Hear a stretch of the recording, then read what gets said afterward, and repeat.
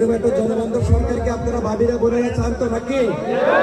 আপনারা বোনেরা চান?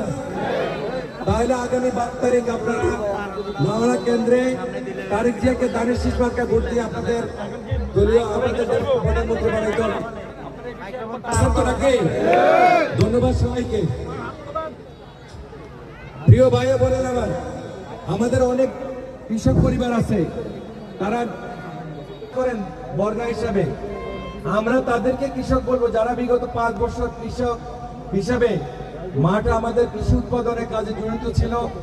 আগামী দিনেও তিনি কৃষক হিসাবে নিবন্ধিত হয়ে আগামীতে কৃষি কাজ করতে চান। সেই সমস্ত কৃষক পরিবারের জন্য আগামীতে তারেক জিয়া যদি প্রধানমন্ত্রী হন, তাহলে উনি কৃষক পরিবারদেরকে এরকম একটা ফ্যামিলি কার্ড দিবেন।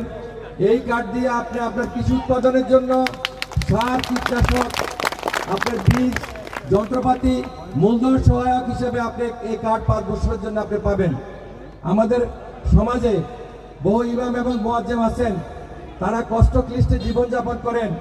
ইমাম মুয়াজ্জেম সম্মেলনে তারেক সাহেব ঘোষণা দিয়েছেন, আগামী আমাদের সরকার প্রতিষ্ঠিত হলে প্রতি মাসে ইমাম এবং মুয়াজ্জেমদেরকে তাদেরকে প্রতি মাসে ভাতা দেওয়া হবে।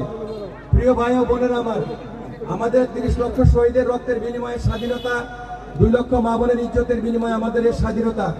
এই সার্বভৌম রাষ্ট্রে মুক্তিযোদ্ধাদের জন্য আমাদের এখানে মুক্তিযোদ্ধা ভাতা আছে, 65 ঊর্ধ্ব বয়স্কদের জন্য বয়স্ক ভাতা আছে, বিধবা ভাতা আছে, টিআর কাবিকা সহকারে আমাদের অনেকগুলো সহায়তা আছে।